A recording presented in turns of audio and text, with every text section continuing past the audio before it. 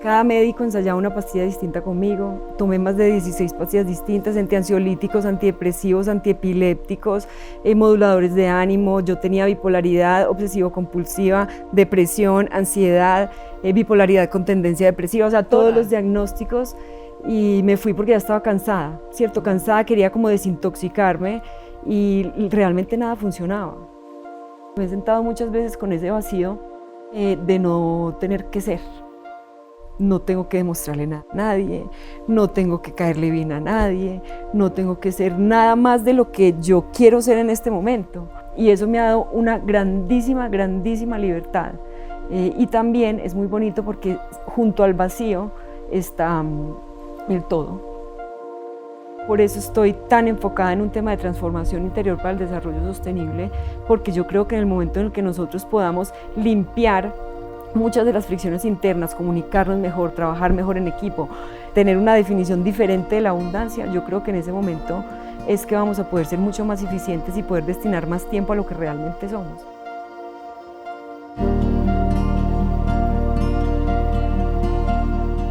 Soy María Ortiz Van Berbeck y este es un podcast que nace de un pendiente que tenía antes de morir. Tengo el privilegio de entrevistar y conocer a personas todos los días y quise ahora hacerlo fuera de mi consultorio.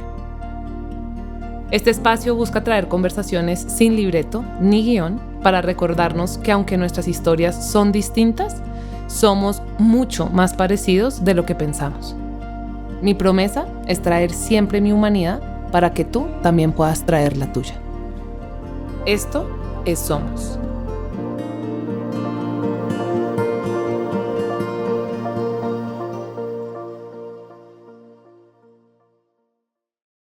Bueno, esto es un experimento. Veníamos diciendo que estamos muy nerviosos porque hace 8 años no nos vemos, o más. Yo creo que 8 más o menos, porque yo fue cuando me vine de Barcelona. Y logramos coordinar esta entrevista y estoy muy emocionada porque siento que las otras entrevistas, sin contar a mi papá, pues eran personas que no conocía tanto.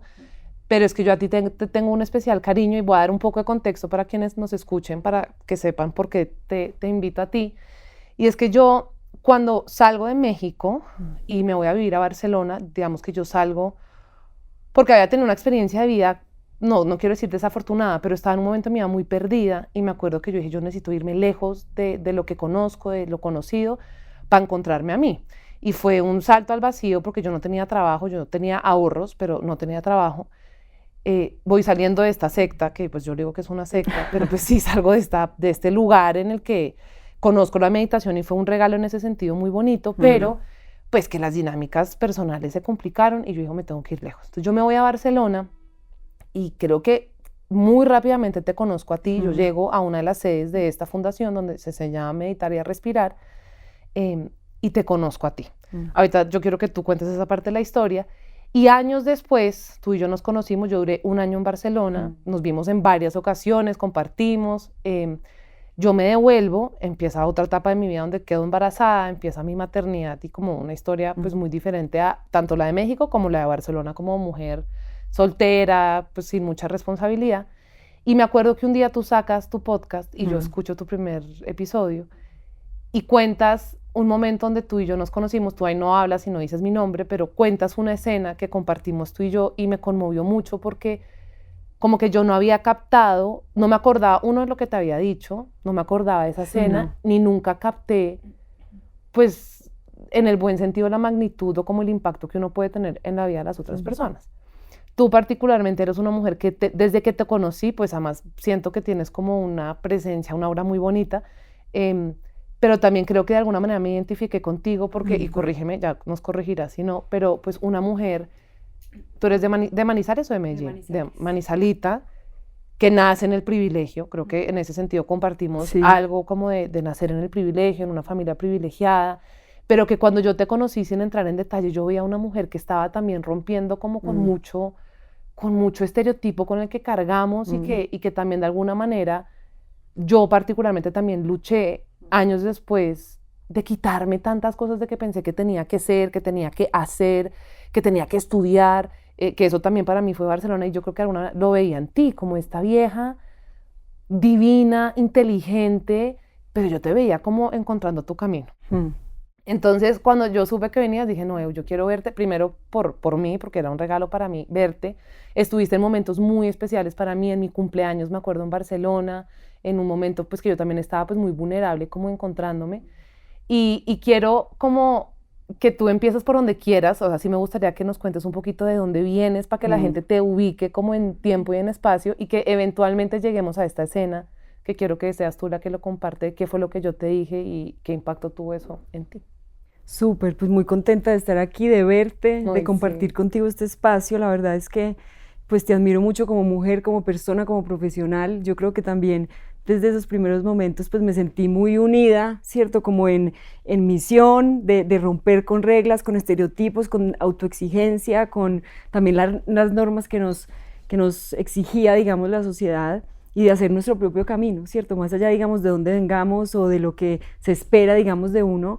Y eso me conectó mucho contigo. Yo, digamos, pues cuando te conocí en Barcelona estaba en un proceso. Bueno, yo nací en Manizales,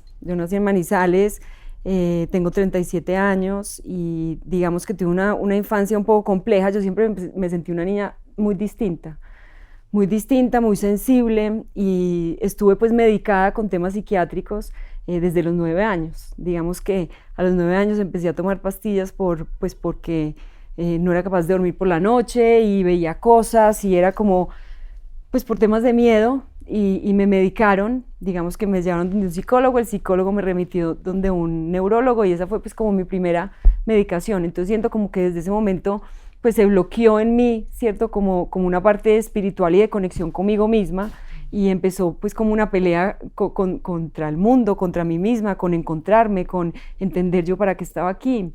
Digamos que durante toda la adolescencia pues fue conflictiva, yo tenía mucha rabia en mi sistema, tenía mucha ansiedad, muchos miedos, y eso evolucionó también en la adolescencia pues a un tema con el alcohol, ¿cierto? Entonces también tuve muchos pues problemas con el alcohol, tengo alcoholismo digamos en la sangre de mis abuelos, de mi familia, yo creo que nací también en una sociedad donde el alcohol siempre estuvo presente. Y pues era como una vida muy desordenada emocionalmente. Siempre me sentía fuera de lugar, nunca sentía que encajaba en ninguna parte. Digamos también pues era mucho más curiosa a nivel intelectual que muchas de mis amigas, como que no pegaba en ningún ambiente. Y pues obviamente la parte emocional pues me fui yendo para abajo en depresiones, en estas situaciones. Entonces después de muchos años tomando pastillas pues estudié aquí en Bogotá, pastillas más alcohol, ya se venía también un tema de un desorden alimenticio, entonces pues tomamos la decisión, una amiga se fue a rehabilitación a Estados Unidos y cuando volvió me dijo, te tienes que ir, definitivamente hay algo que no está funcionando, o sea, esto requiere como algo de fuerza mayor. Entonces, pues tuvimos como una intervención con mis padres y yo dije, yo no estoy bien, yo no quiero estar más medicada, me voy a ir para Estados Unidos, eso sí, yo no voy a dejar de tomar. Eso dije yo no hay poder humano de dejar el trago, pero yo voy porque yo ya no quiero tomar más pastillas. Después de pues, 18 años tomando pastillas, yo ya me sentía completamente enajenada de mí misma, como ontológicamente desconectada de lo que era mi propósito, de lo que era mi esencia. Y dije, me voy a Estados Unidos y me fui allá y estuve allá 6 meses. Fue duro y fue hermoso al mismo tiempo. Es como estos momentos donde a ti la vida te da como un vuelco total. Pero fue el momento donde más cerquita estuve de mí misma y donde saqué y compartí y lloré y bueno, fue una experiencia aterradora, pero pues muy positiva.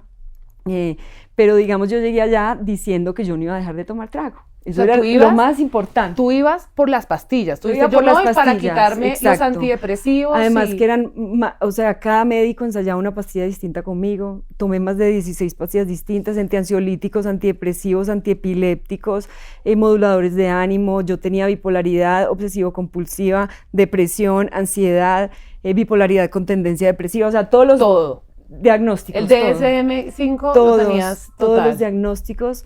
Y me fui porque ya estaba cansada, ¿cierto? Cansada, quería como desintoxicarme y realmente nada funcionaba. A ver, las pastillas son positivas también porque te sacan a ti de un hueco y son un flotador y hay gente que le funciona, o sea, no recomiendo, cierto, que la gente tome decisiones pues de un día para otro con esto, pero yo siento que pues después de muchos años yo realmente como que no podía escalar o ser una mejor versión de mí misma, sino que simplemente existía, o sea, existía, era funcional, académicamente siempre me fue muy bien, no fui la mejor estudiante porque era muy rebelde, hacía lo que me daba la gana, pero pasaba todo, tengo 3 másters, o sea, realmente a nivel profesional me fue muy bien, pero a nivel emocional estaba totalmente rota. Entonces en Estados Unidos, digamos que yo llegué y dije no voy a dejar de tomar trago y estuve callada por 4 meses, no hablaba, entonces mi terapeuta llegó un día que me dijo, no hablas si no estás avanzando y te vas a quedar aquí 2 años o qué, y yo dije, mira, es que el problema es que yo no voy a dejar de tomar, o sea, el trago era tan importante y yo me sentía como tan débil, creo, para vivir socialmente sin el alcohol, que para mí era imposible pensar en una vida sin trago. Pero una pregunta, tú cuando llegas a este centro de rehabilitación, pues no podías tomar, evidentemente, no, pero era diciendo cuando vuelva, yo voy a una promesa tomando. De 90 años no la voy a cumplir. No la vas a cumplir. O sea, no. Y entonces exactamente eso fue lo que él me dijo, pero ¿hoy estás tomando? Yo le dije, no, hoy estoy aquí, hoy yo no estoy tomando trago, pues no. Me dijo, bueno, hoy no tomas, mañana tú no sabes, solo por hoy. Entonces ahí fue donde me caló esa frase de Alcohólicos Anónimos, que es solo por hoy, o sea, solo por hoy no tomo, mañana no sé. Yo pensaba en mi matrimonio, yo, ¿cómo no me voy a tomar una champaña? ¿Cómo voy a ir a una cena y no tomar vino?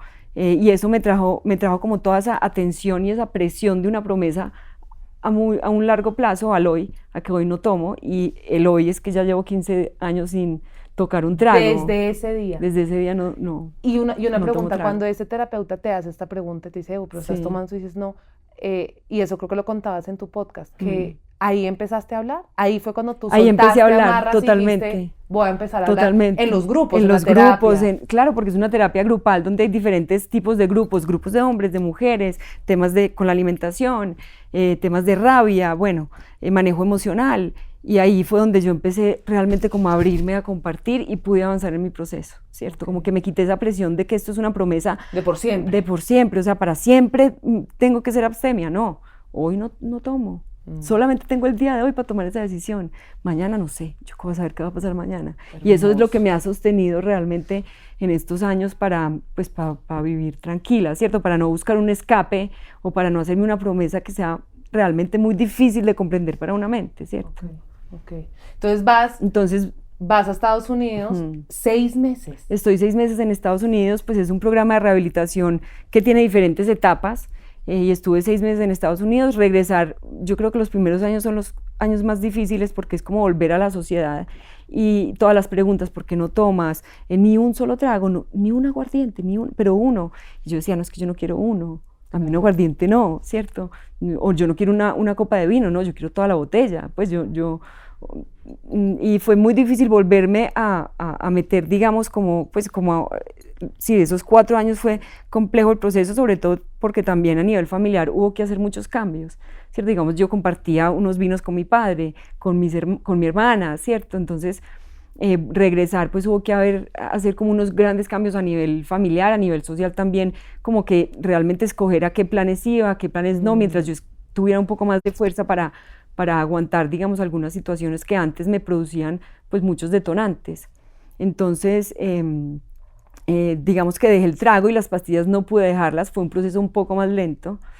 Tomé pastillas por muchos años después de dejar el alcohol, pero cuando terminé mi carrera aquí en Bogotá decidí irme a Barcelona a hacer un máster y llegué a Barcelona y curiosamente no encontré una dosis, pues las pastillas que me estaba tomando, era una dosis pues muy baja de antidepresivos y yo muy naif, muy inocentemente dije, bueno, esto es nueva vida, nuevo máster, nueva ciudad, esto es una señal de que yo tengo que dejarlas, pues dejarlas ya, estoy tomando muy poquito, entonces paré la medicación y empezó cuesta abajo totalmente a nivel emocional, me metí en un máster que para mí era muy exigente en ese momento. ¿Un máster de qué?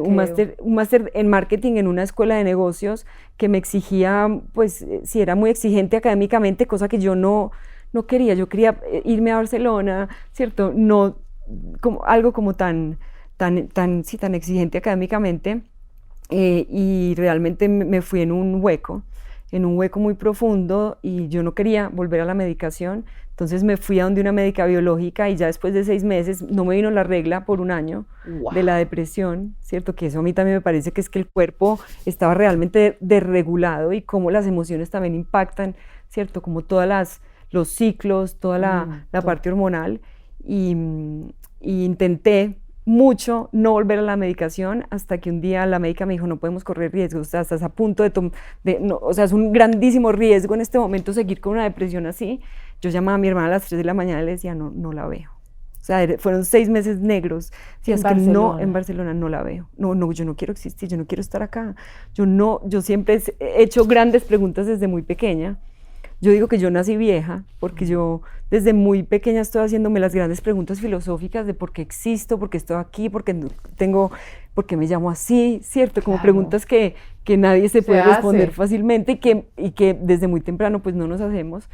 Y yo sí, sufrí mucho porque mi cuerpo ya no tenía energía para pararse, quería estar en una habitación oscura, me costaba todo, me costaba tomar una decisión, me costaba salir, o sea, era literalmente una depresión muy oscura y bueno, me tocó volver a donde un psiquiatra y volver a empezar. Y para mí fue muy duro. Me acuerdo que yo salí de donde el psiquiatra y me senté en una silla y llamé a mi papá, y esto me emociona, porque llamé a mi papá y mi papá me apoyaba mucho a dejar la medicación porque él sabía que había otra forma de vivir. Y lo llamé y le dije, papá, me volvieron a medicar Xanax, que pues es una medicina fuerte para la ansiedad, otra vez antidepresivos, me siento derrotada, estoy muy triste porque yo realmente quiero estar fuera de químicos, pero no puedo. Y él me dijo con todo el amor del mundo pues que me apoyaba, que lo que fuera necesario en ese momento. Mi mamá también, pobre, porque yo la llamaba en los pobres momentos y era siempre mi sostén, mi bastón. Cierto, yo creo que gracias a ese apoyo familiar es que yo puedo hoy contar esa historia, porque mi papá y mi mamá no me dieron una oportunidad, sino me dieron 50 oportunidades ¿cierto? De probar cosas diferentes, de hacerlo de una forma distinta. Pero en este caso, cuando me tocó devolverme en mi proceso y volver a tomar la medicación, recibir como esa apertura de no pasa nada, será en otro momento, no te preocupes. Lloré mis ojos ese día y bueno, digamos que pasaron unos 6 meses, sí, entré en una relación, terminé el máster, empecé otro máster, era como una vida nueva y me sentía como con unas condiciones más favorables para tomar una decisión, y ahí a conciencia dije, no voy a donde un médico, no quiero más, porque voy a donde uno y me quiere subir la dosis, no bajar. Entonces dije, no quiero ir a donde más médicos, voy a dejar yo la medicación paulatinamente. O sea, si me estoy tomando una dosis completa, pues digamos que en 1 año y medio la voy bajando 3/4 por 3 meses, ¿cierto? Bajándola muy, muy paulatinamente, y le metí mucha meditación, mucho yoga, y mucha voluntad pues a pensar diferente, actitud, a mirarme al espejo, a decir hoy lo voy a hacer diferente, ¿cierto? Como hablarme distinto. Fue un proceso muy doloroso donde yo lo que quería hacer era todo lo contrario, porque además si tú tienes a tu cerebro acostumbrado por 20 años a que no puedes solo, volver a enseñarle a que realmente tú tienes dentro todas tus herramientas, pues va a tardar un tiempo, ¿cierto? Y es como esa intuición muy interna a que yo sabía que había una forma diferente de vivir, ¿cierto? Más conectada con la vida. Me acuerdo que mi hermana, muy sensible, siempre me decía, mira esta luna tan bonita o este atardecer, y yo, es que no veo, no, es que me importa un culo, no veo nada, no entiendo, no veo belleza, no estoy conectada, yo quiero desaparecer, sáquenme de aquí, o sea, esto es demasiado pesado para mí. Entonces, digamos que, pues, que con un proceso de meditación y de yoga y de otras terapias alternativas, pues logré, digamos, pasar como un tiempo crítico ya sin medicación, donde ya mi cerebro podía empezar a funcionar por sí solo, y ahí fue donde entraste tú, ¿cierto? Que te conocí en la fundación en la que coincidíamos, y en uno de esos procesos, dejando... pues, o sea, tratando de estar libre de medicación, pues obviamente habían muchos altibajos, porque a ti ya te toca sentarte con toda tu incomodidad, con todos tus demonios, ya no hay a dónde huir, ya eres tú contigo mismo, y así te sientas fatal como un culo y quieras huir, te toca aceptarlo, procesarlo, sentirlo y volver a convencerte de que se puede hacer diferente. Y en ese momento yo te dije, Mari, estoy mal, o sea, yo creo que voy a ir a donde un psiquiatra, donde un psicólogo, porque realmente yo ya no la veo, he intentado muchas veces, llevo muchos años con esto. Y me acuerdo que tú me dijiste, mira, hagamos una cosa, hagamos una cuarentena de meditación, de respiración, de esta técnica por 40 días, y si después de esos 40 días tú ves que ya no puedes, yo te acompaño. Y yo cogí tus palabras y hice una cuarentena literal. Todos los días en mi casa me sentaba media hora a respirar y esto me cambió la vida porque realmente pues pude seguir adelante con el proceso y con esa convicción de que podía hacerlo de una forma distinta. Entonces por eso en ese podcast pues hablé de ti, porque sí fue como algo que de pronto uno no tiene muy presente, de pronto fue una conversación aislada o un comentario, pero para mí en ese momento fue como, ok, hago esta cuarentena y esto realmente pudo hacer que yo me pudiera como desprender de todos estos químicos a los que mi cerebro y mi cuerpo y mi mente se habían acostumbrado. Wow. Entonces, sí, así fue. ¿Y desde ahí no has vuelto a la medicación? Desde ahí no he vuelto a la medicación, no, Mari, no he vuelto a la medicación, no he vuelto al alcohol, estoy completamente sobria, digamos, de alcohol hace 15 años y de químicos hace más o menos 10 años. Hace más o menos 10 años me siento muy orgullosa porque he vivido el proceso y a palo seco, además, es que eso es lo que... Y ni siquiera con psicodélicos, porque obviamente tengo una mente pues muy sensible y con toda esta historia que pues tampoco pues he acudido, digamos, a psicodélicos o a terapias, digamos, con otro tipo de sustancias que respeto también mucho, pues porque son procesos distintos, pero a mí me ha tocado, digamos, hacerlo a palo seco, o sea, ir capa por capa de la psique para poder estar bien. Y muchas veces me han dicho, pero es que el que busca encuentra, porque yo he sido siempre muy curiosa y siempre he querido ir un paso más allá. Y por ejemplo, mis familiares, pero ¿para qué vas a buscar más si ya estás bien? ¿Pero por qué sigues ahí? Y realmente pues me doy cuenta de que soy muy sensible a la fricción y quiero entender de dónde viene una incomodidad. Yo me levantaba histérica todos los días, o sea, mis mañanas eran un caos. Entonces, ¿Desde chiquita? Desde chiquita, me levantaba tirando el control, puteando a todo el mundo, grosera, brava, vivía, pero molesta con la vida, con todo. Y yo, por ejemplo, yo decía, yo no me quiero levantar así, yo ¿por qué no me puedo levantar tranquila? Entonces quiero entender de dónde viene esto, quiero entender por qué no puedo bailar o ser yo, o por qué soy tan tímida, o no puedo estar tranquila conmigo misma en una situación social. Quiero entender cuáles son mis límites, quiero escuchar más a mi corazón, a mi intuición, como para saber qué es lo que quiero hacer o por dónde me quiero mover o dónde quiero estar. Entonces digamos que soy muy ambiciosa a nivel psicológico también conmigo misma y eso me ha llevado pues a querer buscar siempre, a ir un paso más allá, que es una gran responsabilidad y es una gran, pues es un reto porque no es chévere uno revolcar el álbum familiar. Día, claro. Revolcar el álbum familiar, saber los traumas que tenía mi bisabuela, mi abuela, mis antepasados, hacer el trabajo, es un trabajo duro, pero también el nivel de libertad que me ha dado cada trabajo de esos es que yo no lo puedo explicar. O sea, es como si yo hago un trabajo horrible que he evadido por mucho tiempo y me doy cuenta de un detonante o de la razón por la que yo actúo de X o Y manera, y eso me da una libertad y una paz infinita. Entonces por eso es que lo he seguido haciendo, porque veo que realmente detrás de esa búsqueda siempre hay mucha más libertad y mucha más paz para uno estar tranquilo con uno mismo y para uno también ser más auténtico.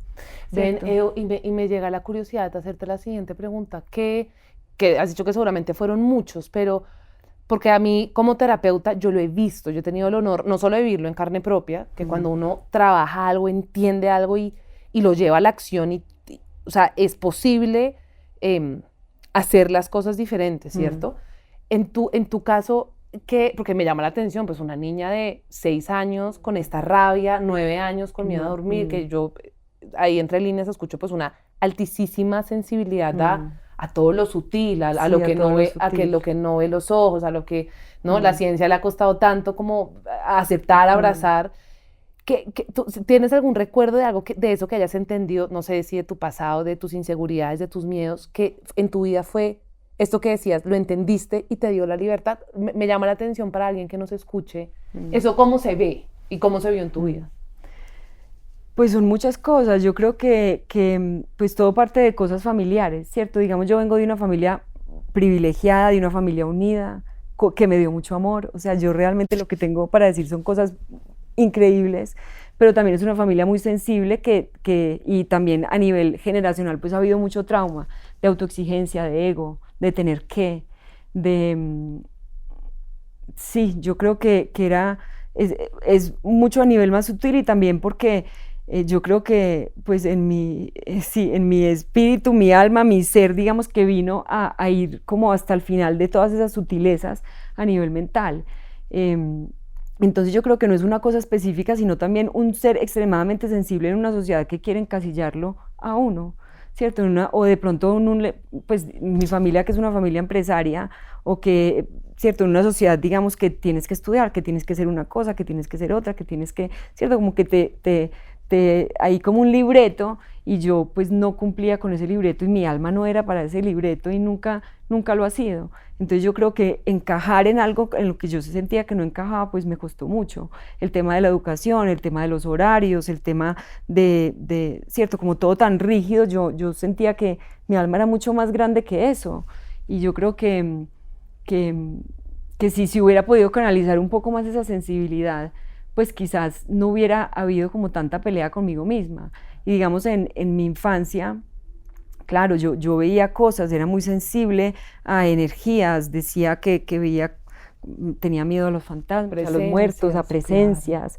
Claro. También, por otro lado, miedo, pero mucha curiosidad, porque yo me iba a la biblioteca del colegio como a buscar de estos archivos desconocidos, era muy curiosa a nivel también, como qué pasa con las religiones, a nivel como teológico también tenía mucha curiosidad, ¿cierto? Como de esos grandes misterios de la historia. Y era muy sensible en ese aspecto, entonces, claro, pues si yo no podía dormir sola o tenía que dormir con la luz prendida por miedos, pues obviamente también había una preocupación a nivel familiar de que hay algo que no está funcionando bien. Entonces yo creo que la rabia realmente vino del hecho de que a mí me medicaran y me pusieran una etiqueta tan pequeña, ¿cierto? De que yo a nivel subconsciente estuviera como atrapada en mí misma, como atrapada, porque lo que hace la medicación es que te desenchufa, es como si el espíritu como que se desenchufa de la vida, entonces te vuelve funcional, tú puedes ser una persona funcional, pero no estás totalmente encuerpando tu realidad. Entonces yo creo que la rabia se debía a eso, y sobre todo también pues a nivel familiar, y esto yo lo he hablado pues con mis padres y con mi familia, y soy un libro abierto, y también pues todas las familias son disfuncionales, y en mi casa también había mucha exigencia, de alguna forma, muy estricto, había mucho genio, por mi parte, digamos, de mi padre había un genio y una rabia y muy estricto y mucho mal genio, mucha mala hostia también, pero curioso porque todos hemos sufrido de mal genio, entonces yo creo que era algo que había ahí como en la sangre, en la memoria ancestral de una familia que es extremadamente sensible y que no se permitió realmente ser sensible, sino que se metió como en los cánones de la sociedad. Entonces yo creo que era más por ahí, más que digamos a cualquier trauma que pudo haber tenido en mi infancia, pues tuve un poquito de bullying en algún momento, o de pronto a nivel ancestral yo sé que hubo abusos o violencias o cosas así,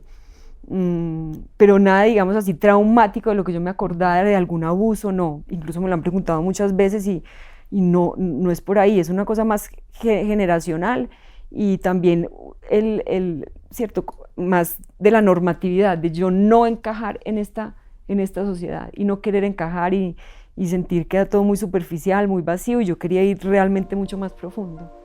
Antes de continuar escuchando la historia de Eugenia, quiero aprovechar este espacio para contarte un poco más sobre lo que hago por fuera de Somos y de mi consultorio. Otra de mis grandes pasiones es facilitar espacios, sobre todo entre mujeres. Espacios para apagar el piloto automático, quitarnos los múltiples sombreros y las máscaras para poder conectar con nuestra esencia. Por eso, hoy quiero contarte que del 15 al 17 de mayo voy a estar en un paraíso natural a pocas horas de Bogotá, facilitando Oasis, un espacio íntimo de conversaciones profundas, descanso y mucho disfrute. Esa pausa tan necesaria para volver a nosotras. Si algo de lo que acabas de escuchar te resuena, te dejo todos los detalles en la descripción. Y no se te olvide que me puedes encontrar en Instagram como María Ortiz Van, donde comparto más sobre todo lo que hago. Ahora sí, continuemos.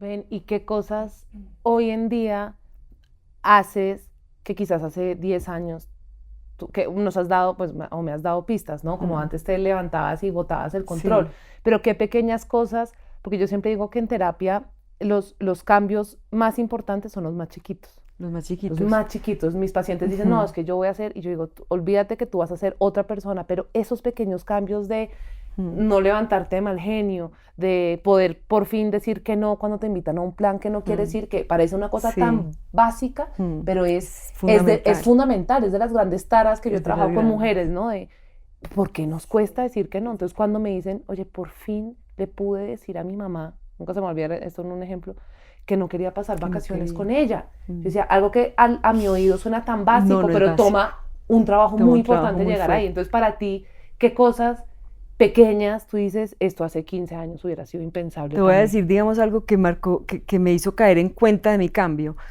A mí de pequeña me decían incluso la tigresa a mis primos por molestar. Yo era histérica, brava, yo tenía fama de malgeniada, tenía el ceño fruncido todo el tiempo, miraba feo, tenía una actitud como muy negativa hacia la vida. Yo era muy brava y siempre me he considerado muy brava, con un carácter muy fuerte y sí, una persona con un carácter muy fuerte. Y una vez, hace más o menos 5 años, estaba en un coworking en Barcelona y alguien me miró y me dijo, ay, Evo, es que tú me das tanta paz. Y yo lo miré y yo le dije, paz, si yo soy un caos, si yo estoy completamente loca, o sea, paz, ¿cómo te voy a transmitir yo paz si tú no sabes lo que estoy viviendo aquí adentro? Y ahí yo dije, wow, he cambiado, o sea, no soy percibida como yo creo que soy.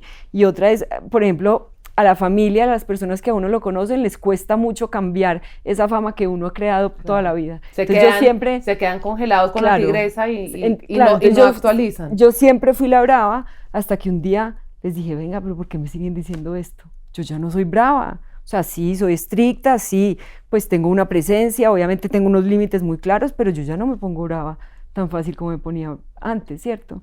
Entonces yo creo que también es como darse cuenta de esos pequeños cambios, de que ya no soy como yo siempre creí que era. O, por ejemplo, a una amiga una vez le dije que yo era muy tímida y me dijo, Ew, tímida, o sea, tú no tienes nada de tímida. Yo sé que soy un poco tímida en ciertas situaciones, pero me dijo, no, quítate esa idea, ¿cierto? Muchas veces lo que nosotros creemos que nosotros somos son ideas que creímos que éramos y al final realmente, pues no. Por ejemplo, en el tema de los límites, el tema de la autoescucha es algo que yo he trabajado en los últimos más o menos 7 años fuertemente. ¿Cómo hace uno eso? Cagarla y cagarla y cagarla y darse cuenta que realmente cuando uno dijo sí, uno quería decir no, ¿cierto? Y también tener la valentía de uno decepcionar al que tenga que decepcionar. Y es muy curioso porque tú piensas que vas a decepcionar a alguien y al final generas también un respeto de, bueno, es tu decisión, adelante, ¿cierto? Me pasó, digamos, con mi papá, de que quería decirle que sí, solamente por decirle que sí, pero yo internamente realmente no quería ir a un plano, no quería hacer algo, y luego empecé como a escucharme y a poner esos límites y me ha dado una paz mental infinita y no ha cambiado absolutamente nada en mis relaciones. De pronto al principio genera un poquito de fricción, pero después es totalmente respetable. Total. Y es lo que, perdón que ahí te interrumpo, siempre digo eso, los límites ordenan. Y creemos que si le digo que no a mi mamá porque no quiero pasar vaca, va a ser un drama y se dan cuenta que no, que si la relación está bien fundamentada, lo más bonito es eso. Y se dan cuenta como, pucha, llevo 30 y tantos, 40 y tantos años diciendo que sí cuando quiero decir que no. Siento complaciente. Claro. Uy, no. Y digamos en nuestra cultura latinoamericana o colombiana somos extremadamente complacientes. Pensamos que decir que no, que decir la realidad o la verdad de frente es grosero, o es hacer sentir a alguien mal, o es criticar. Y hoy en día yo creo que uno puede decir cualquier cosa, si sea la peor cosa del mundo, con amor, y va mucho mejor a que si uno no lo dice o no es honesto con uno mismo en ese momento. Entonces a mí también eso ha sido como una gran libertad, poder decir lo que pienso con tranquilidad, sin misterio. Por eso hablo tanto de mis procesos, porque trato es como de desmitificar el proceso interno. Todos somos seres humanos, todos tenemos rayes, todos tenemos taras, todos la hemos cagado, todos nos hemos sentido las peores personas en algún momento, todas hemos tenido una oportunidad, 2 oportunidades, 3 oportunidades, entonces ¿por qué no simplemente normalizamos de que la condición humana es compleja y que esta escuela de vida es complejísima? Solamente hace 2 semanas estaba en una pelea con con la vida, decías que esto es una mierda, realmente la matemática no me cuadra porque los momentos difíciles son mucho más que los momentos de alegría, y esta escuela de vida es muy compleja, pero es realmente eso, uno traer otra vez la atención a que es una escuela y a que continuamente estamos aprendiendo y que uno también puede tomar a veces la decisión de hacerlo distinto y no tirarse tan duro. Uno habla mucho de la compasión, pero no es compasivo con uno mismo, ¿cierto? Entonces también como, no pasa nada, no llegué a hacer esto hoy, no pasa nada, no cumplí con esto, no pasa nada, ¿cierto? Como uno también darse la palmadita de que, pucha, hoy logré hacer lo mínimo, pero es lo que puedo hacer hoy y está bien. Entonces yo creo que también se nos olvida ser como más compasivos con nosotros mismos por esa cantidad de autoexigencia que hay en el mundo de hoy, en nuestras familias, en la sociedad, de querer más y mejor y la competencia y tener que llegar a algún lado donde no hay que llegar, sino aquí, a este momento, ¿cierto? No hay que hacer absolutamente nada. También, digamos, hay algo muy importante que es el tema de no tener que demostrarle nada a nadie. Cuando uno se hace amigo del vacío, con el que me he sentado muchas veces y es mi gran amigo, y el gran pavor al que uno le tiene, o sea, yo digo que todos los miedos nacen de un miedo fundamental, que es el miedo al no ser, el miedo al no ser. O sea, el miedo a la muerte es el miedo al no ser, el miedo a la soledad es un miedo al estar solo, al no ser, porque ¿con quién me quedo? Todos los miedos salen, digamos, de un gran miedo a sentarse uno con un vacío. Y es muy lindo porque me he sentado muchas veces con ese vacío de no tener que ser. No tengo que demostrarle nada a nadie, no tengo que caerle bien a nadie, no tengo que ser nada más de lo que yo quiero ser en este momento. Y eso me ha dado una grandísima, grandísima libertad. Y también es muy bonito porque junto al vacío está el todo.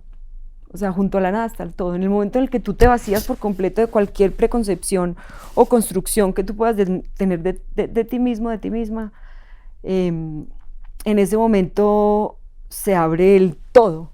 Puedo ser todo, ¿cierto? No tengo que encajar en absolutamente nada, que es en lo que yo realmente he peleado. Yo no quiero ser una cosa, no, yo quiero ser poeta y quiero ser empresaria al mismo tiempo y quiero ser artista y quiero bailar.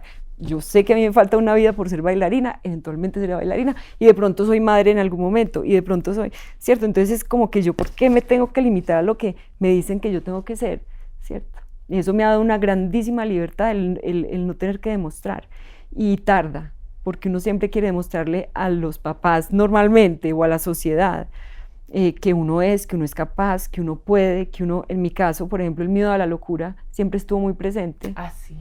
Porque, claro, Mari, porque si a ti te dicen que tu cerebro no funciona bien por pero perdón, en tu caso, pensé que en toda tu familia a nivel generacional era como un miedo que todos tenían. De pronto, ahora que lo mencionas de pronto, pero en mi caso, el miedo a la locura es algo que también recientemente pues sigo trabajando, porque tú le creas a tu mente como una idea de que no puede por sí sola, o a tu cuerpo de que no puede por sí solo. Y obviamente, pues, eso es bueno, y si yo suelto el control, ¿a qué me agarro?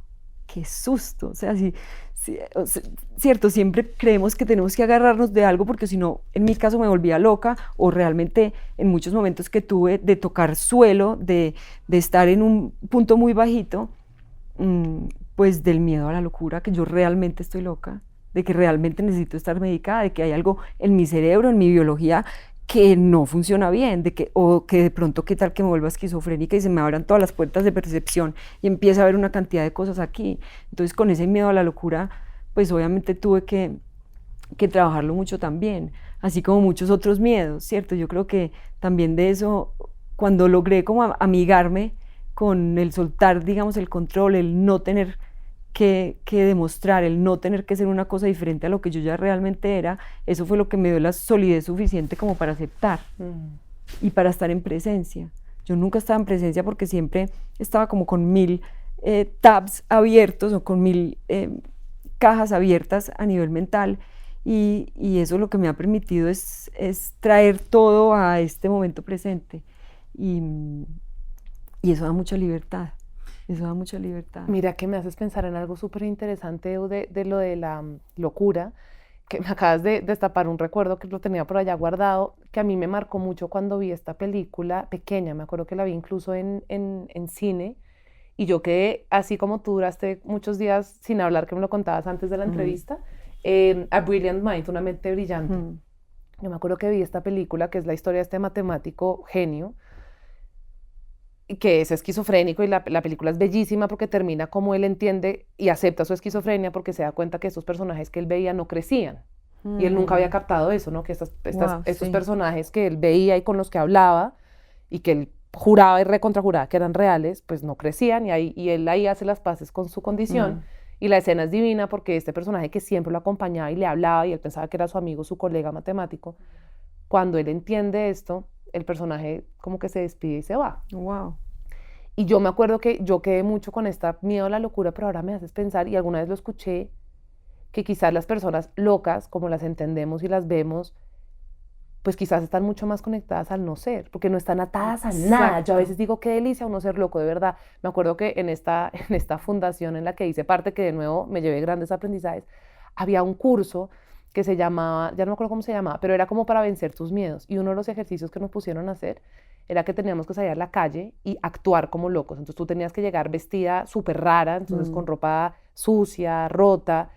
Y obviamente el instructor que lo guiaba pues estaba muy curtido, entonces él, pero tú no sabes cómo actuaba en la calle, Eugenia. O sea, a mí al principio, claro, la vergüenza, claro, ¿no? Claro. Pero a pesar de que no, creo que nunca lo hice al 100%, porque siempre había una parte del ego que no se quería soltar, yo a veces digo al revés. Yo creo que la locura, la gente que incluso, y de nuevo, esto tiene muchos matices y es muy delicado, matices, y no quiero como que suene muy a la ligera lo que digo, pero a veces las personas que tildamos de locas tal vez están mucho más en ese vacío de no ser, en que no se apegan a nada, al título, a la plata. Y bueno, me hiciste pensar en eso, Eu, y me llama la atención hacerte la pregunta, tú que naces en esta familia empresaria, un papá súper empresario, que me conmovió mucho esta escena cuando llamas a tu papá, que me imagino que es este tipo fuerte, grande, ¿no? Como todo un empresario, y que te sigo en redes, y a veces veo que entonces llevas unas sesiones de cuencos al comité ejecutivo de tu empresa, o vas. ¿Cómo hoy has podido unir estos dos mundos, de esta sensibilidad, de esta rebeldía de, pues yo no tengo que ser lo que ustedes creen que yo soy, que ahora eres nómada? Hoy en día, ¿cómo has podido unir como todos estos mundos que aparentemente son tan disímiles, digamos? Me encanta esta pregunta, porque yo creo que la respuesta a eso fue lo que a mí me devolvió como el propósito en mi vida, ¿cierto? Yo siempre, o crecimos pensando que el mundo sistémico estaba por un lado y el mundo más sensible estaba por otro.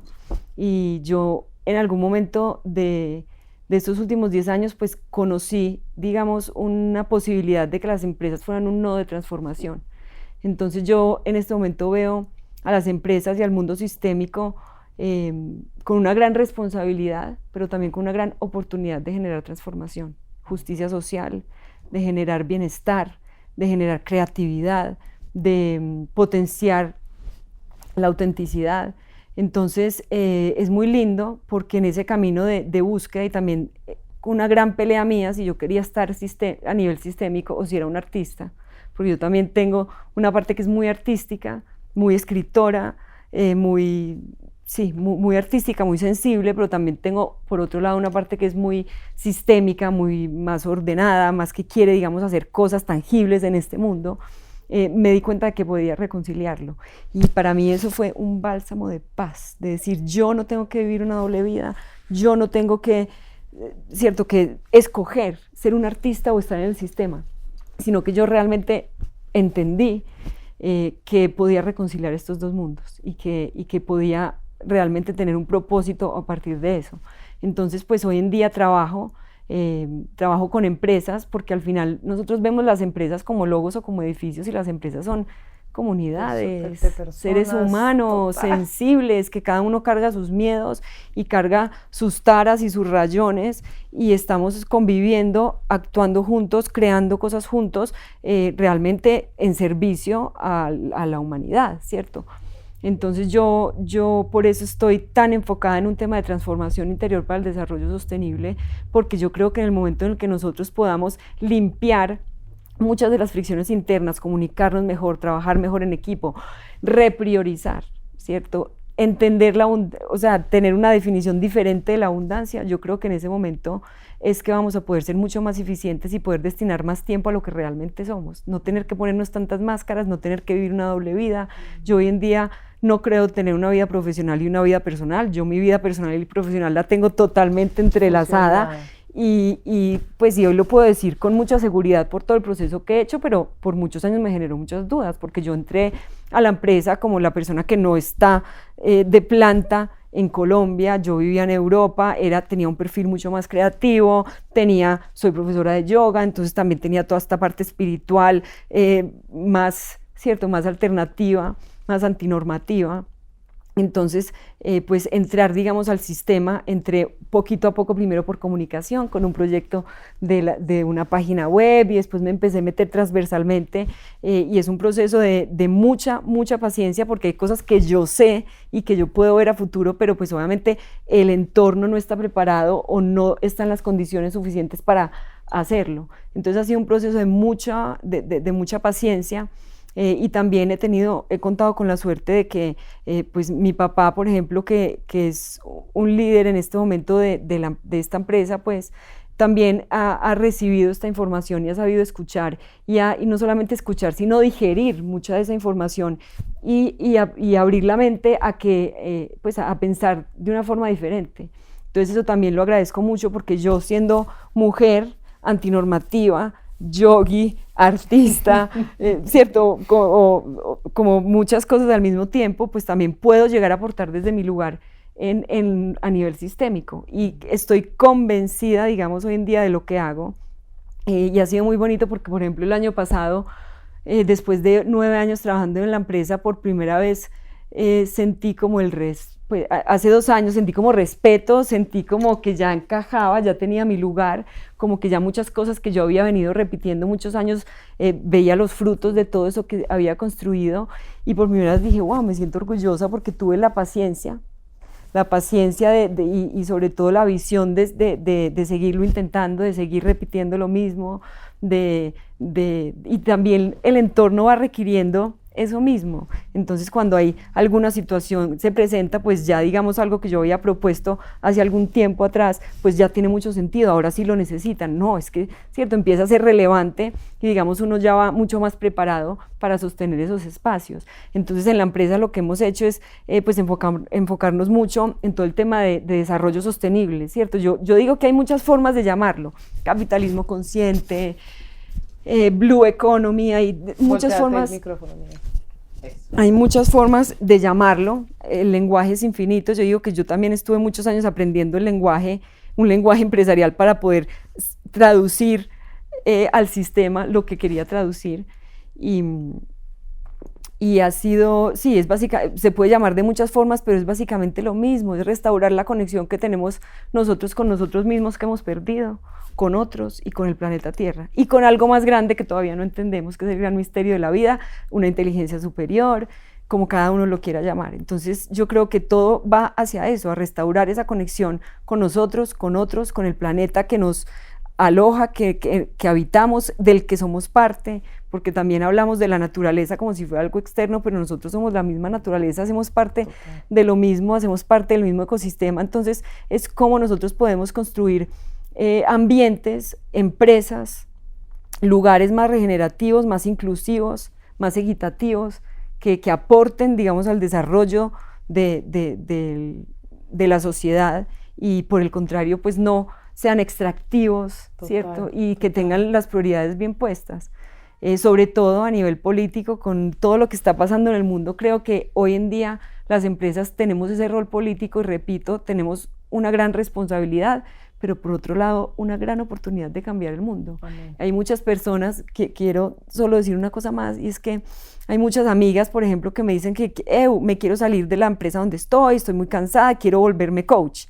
Y yo les digo, pero ¿por qué quieres volverte coach de personas que ya quieren ser coachadas, que ya tienen, digamos, esta semilla sembrada y por qué más bien no te quedas en la empresa, empiezas a permear y a hackear el sistema desde adentro. Desde adentro. Entonces yo creo que eso es lo que he hecho y requiere mucha paciencia, pero también es demasiado agradecido. Tú no sabes lo que una meditación o una sesión genera en las personas porque realmente lo necesitan, ¿cierto? El estar tan alejados de sí mismos por un tema de supervivencia.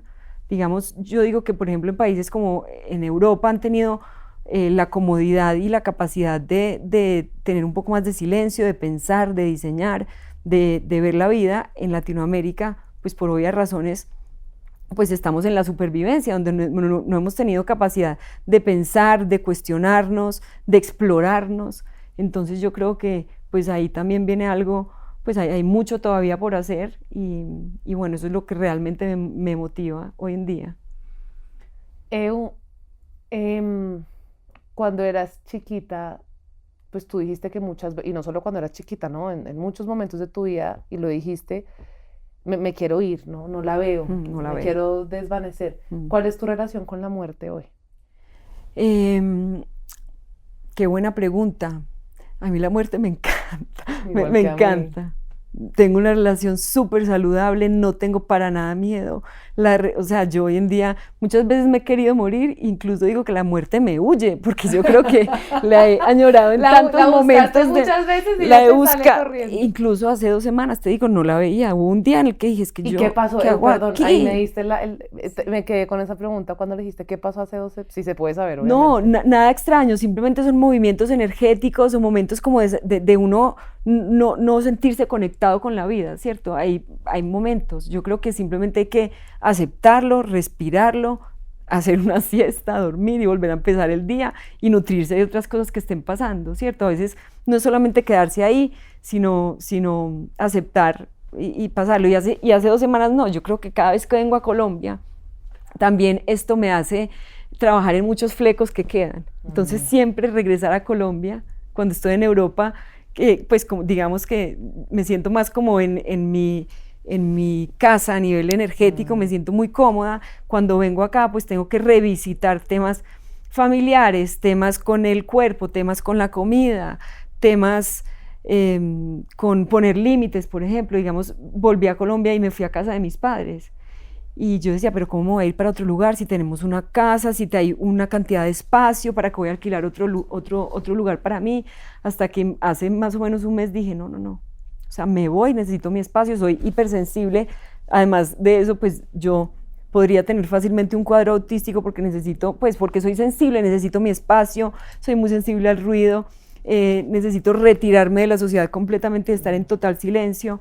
Entonces tomé la decisión, que eso fue, digamos, algo novedoso y muy reciente, de decir, me pago un apartamento en Manizales, así tenga 20 tías, 20 lugares primos, donde caer, pero necesito mi espacio, mi lugar seguro, mi silencio, como para volver a recargarme y poder sostener esto que, ¿cierto? Entonces yo creo que hace unas semanas creo que estaba más o menos en ese proceso. Okay. Sí. Y bueno, y con la muerte, sí iba a decir que me encanta porque no le tengo miedo y creo que la muerte no existe. Realmente estamos en un sueño, estamos viviendo un gran sueño de que somos materia y realmente el espíritu es infinito. Creo que la muerte es una continuación de lo que ya somos. Estamos aquí, es en una escuela de vida experimentando la separación, experimentando lo que no somos, experimentando el conflicto, experimentando la separación con otros, con nosotros mismos, ¿cierto? Entonces es esta escuela de vida como es específicamente recordar, para recordar realmente quiénes somos y por qué estamos acá y de que no morimos. Entonces de la muerte no tengo sino honra, no tengo sino, o sea, tengo la palabra transformación. Muchas veces me he querido morir porque sé que detrás de la muerte hay una paz infinita. Soy muy curiosa y veo muchas experiencias cercanas a la muerte y sé que compartimos esta fascinación. Entonces yo veo la muerte como algo muy bonito y muy, muy positivo. Es como uno cumplió este ciclo de aprendizaje en la tierra y pues se vuelve a reencontrar con eso que es, hace poquito escuchaba una experiencia cercana a la muerte y decían, es que cuando tú cruzas pues en la muerte, o cuando tienes una experiencia cercana a la muerte, que cruzas esta dimensión o este plano físico, es muy curiosa la paz porque no hay duda. O sea, al otro lado no existe la duda. No te preguntas si debería hacerlo así o hacerlo así, o levantarme así, o ponerme esto, o no, cogerme o cogerme el pelo, dejármelo suelto, como te pregunté al principio. Entonces no hay duda, y nunca se me había ocurrido que nosotros viviéramos en esta vida con una constante duda de por qué hacemos lo que hacemos, de quiénes somos, de por qué estamos aquí, de por qué tomamos las decisiones, de si estoy feliz en este trabajo o no, de si esta es la carrera que escogí, ¿cierto? Entonces es como esa paz y expansión total. Entonces, eso es lo que siento de la muerte, que no lo veo para nada como algo negativo, para nada. Bueno, y para ir cerrando, que me llamó la atención lo que acabas de decir, que me parece bellísimo. Si tu niña chiquita, la Eugenia de 8 años, 7 años, que amanecía botando el control, queriéndose ir, escuchando presencias, brava, desubicada, no encontrándose en ese colegio, bulliada, te estuviera sentadita en esa silla y te estuviera escuchando, ¿qué crees que diría? Wow, creo que yo le daría un abrazo muy largo, de que todo está bien, de que todo terminó. Mira, me emociono, de que todo está bien, de que está segura, de que está bien ser como es, de que no tiene nada malo, simplemente tiene una mayor sensibilidad y quizás tiene más ambiciones a un nivel humano o a un nivel, digamos, de amor por el mundo, y de que está bien ser como es. Yo creo que le daría un gran abrazo, y yo creo que ella estaría muy orgullosa y tendría una paz infinita de saber que todo al final se resolvió, que nada malo pasó, cierto, que siempre de todo lo negativo, pues siempre hubo aprendizajes y siempre me paré más fuerte. Entonces yo creo eso, que le daría como un abrazo muy grande, y se lo doy a veces pues con temas de niño interior, o creo que muchas veces la tengo muy cerquita y le digo que está bien ser ella, que está bien ser ella, que no tiene nada malo, que no necesita nada externo, que nadie le va a hacer nada malo, que nadie piensa en nada malo de ella, ¿cierto? Que como es perfecta, eso le diría. Gracias, me voy feliz, me conmoví de ver a tu chiquita, porque me pasa mucho que me lo imagino. Yo nunca le digo el niño interior, esa frase me aparece, creo que como ha sonado tanto, que ya no me gusta. Sí, está muy trillada, está muy trillada, pero la imagen, y me acordaste una cosa, que cuando yo me salgo de esta fundación, pues que tiene un maestro, que es maestro, lo consideran maestro muchas personas, y que tenían siempre la foto, en mi proceso de rebeldía y de quizás entender que estaba yo poniendo todo afuera y que no me estaba dando cuenta que tenía todo dentro, me juré que nunca más iba a poner una foto de un gurú, y que la única foto que yo iba a tener era la mía cuando yo era chiquita, y es la única foto que tengo en mi altar, es la única persona a la que acudo. Entonces me parece hermoso. Es que te escuché y dije, no, es que esta niña, que seguramente tú, pero es que esta niña en ese momento... Quiero mostrarte algo. Ay, no. La tengo aquí, porque es mi gurú, es sí, mi gurú. No, o sea, yo creo que gurús somos todos y ninguno al mismo tiempo, pero sí, digamos, le tengo muchísima compasión y muchísimo amor, y trato de recordármelo diario, mira. Ay, qué foto tan bella. ¿Con qué quieres cerrar? Porque veníamos hablándonos y tú decías, no sé qué decir, y mira nomás todo lo que dijiste, todo lo que conversamos. Venía nerviosa. Veníamos nerviosos. Bueno, tú más que yo creo que yo hoy estaba muy tranquila. Además se dio, fíjate que cuando te escribía, creo que por lo mismo que hemos transitado ese camino de escucharnos, de no forzar las cosas, que si algo aprendido es que cuando uno fuerza, siempre algo se termina quebrando. Yo te decía, tranqui, si vas a viajar y no es ahorita, no importa. Sí, yo también lo pensaba igual. Y dije, y cuando llegaste en esa moto y dije, lo logramos, me puse muy feliz.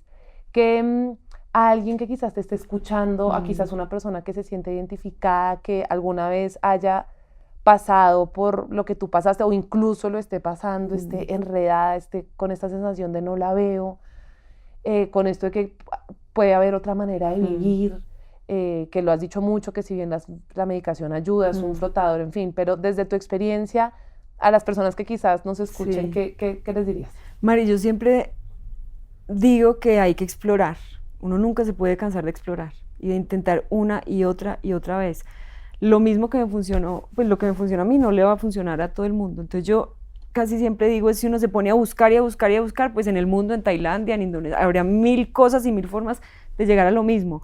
Pero yo siempre recomiendo es como buscar esas señales o esas cosas cercanas que tiene uno y empezar a tocar puertas.